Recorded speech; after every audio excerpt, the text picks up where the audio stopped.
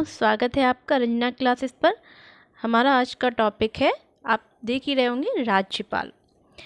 तो राज्यपाल जो कि सभी प्रतियोगी परीक्षाओं के लिए बहुत ही महत्वपूर्ण है, इसलिए आप वीडियो को पूरा देखें।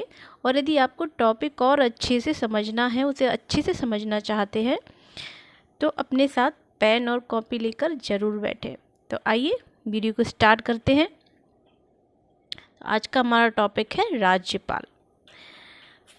फर्स्ट पॉइंट है, संविधान के भाग 6 के अंतर्गत अनुच्छेद 153 से अनुच्छेद 167 तक, अनुच्छेद 153 से अनुच्छेद 167 तक राज्य कार्यपालिका के संबंध में उल्लेख है। संविधान के किस भाग में उल्लेख है राज्य कार्यपालिका का? भाग 6 में। और कौन से अनुच्छेद? अनुच्छेद 153 यानी 153 से लेकर के 167, अनुच्छेद 167 तक राज्य कार्यपालिका के संबंध में उल्लेख है। कौन से भाग? भाग 6 से, भाग 6 के अंतर्गत अनुच्छेद 153 से अनुच्छेद 167 तक राज्य कार्यपालिका के संबंध में उल्लेख है। नेक्स्ट पॉइंट है, राज्यपाल राज्य का कार्यकारी प्रमुख होता है। यदि पूछा जाए आपसे कि राज्य का कार्यकारी प्रमुख कौन होता है, तो कौन होता है राज्य का कार्यकारी प्रमुख? राज्यपाल। राज्य का कार्यकारी प्रमुख राज्यपाल होता है। नेक्स्ट पॉइंट है हमारा, प्रत्येक राज्य के लिए एक राज्यपाल होता है, लेकिन 7वें संविधान संशोधन अधिनियम 1956 के अनुसार एक ही व्यक्ति को 2 या अधिक राज्यों को राज्यपाल भी नियुक्त किया जा सकता है। यानी संविधान में वर्णित है कि प्रत्येक राज्य का एक राज्यपाल होगा, लेकिन 7वां संविधान संशोधन, कौन सा संविधान संशोधन? 7वां, किस सन में किया गया? 1956 के अनुसार एक ही व्यक्ति को 2 या अधिक राज्यों का राज्यपाल भी नियुक्त किया जा सकता है। 2 या अधिक, यानी एक ही राज्यपाल को 2 या अधिक राज्यों का राज्यपाल भी बनाया जा सकता है, नियुक्त किया जा सकता है। नेक्स्ट पॉइंट है, राज्यपाल की नियुक्ति राष्ट्रपति द्वारा अनुच्छेद 155 के तहत की जाती है। यानी अगर आपसे पूछा जाए कि राज्यपाल की नियुक्ति कौन करता है, तो राष्ट्रपति करता है। और किस अनुच्छेद के तहत करता है? अनुच्छेद 155 के तहत राज्यपाल की नियुक्ति राष्ट्रपति करता है। नेक्स्ट पॉइंट है हमारा,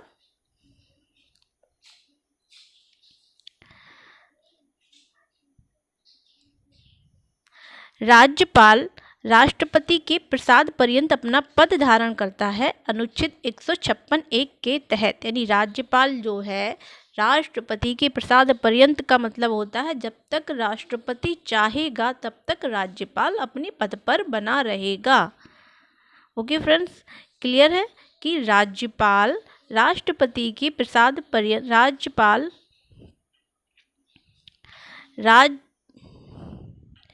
राज्यपाल राष्ट्रपति के प्रसाद पर्यंत अपना पद धारण करता है। और वो कौन से अनुच्छेद के तहत करता है? अनुच्छेद 156(1) के तहत। नेक्स्ट पॉइंट है फ्रेंड्स, राज्यपाल अपना पद त्याग सकता है राष्ट्रपति को संबोधित करके, अनुच्छेद 156(2) के तहत। यानी राज्यपाल को जब अपना त्याग पत्र किसे देता है, तो राज्यपाल अपना त्याग पत्र देता है राष्ट्रपति को संबोधित करके। कौन से अनुच्छेद के तहत? 156(2) के तहत। और 156(1) के तहत राज्यपाल अपना पद धारण करता है। नेक्स्ट पॉइंट है, अनुच्छेद 161 के तहत राज्यपाल को क्षमा आदि की और कुछ मामलों में दंडादेश की, निलंबन, परिहार या लघुकरण की शक्ति होगी। यानी वो राज्यपाल तो क्षमादान करता है या दंड आदेश को या जो सजा दी गई है उसे निलंबन, परिहार या लघुकरण का मतलब होता है बड़े दंड को छोटा कर सकता है। तो किस अनुच्छेद के तहत कर सकता है? अनुच्छेद 161 के तहत। ये क्वेश्चन कई बार पूछा गया है कई परीक्षाओं में कि राज्यपाल को क्षमादान की शक्ति किस अनुच्छेद के तहत दी गई है। तो कौन से अनुच्छेद के तहत दी गई है राज्यपाल को क्षमादान की शक्ति? अनुच्छेद 161 के तहत।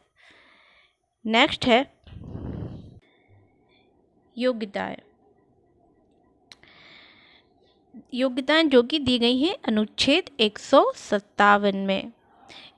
फ्रेंड्स 155 में राज्यपाल की नियुक्ति के संबंध में है और 156(1) में राज्यपाल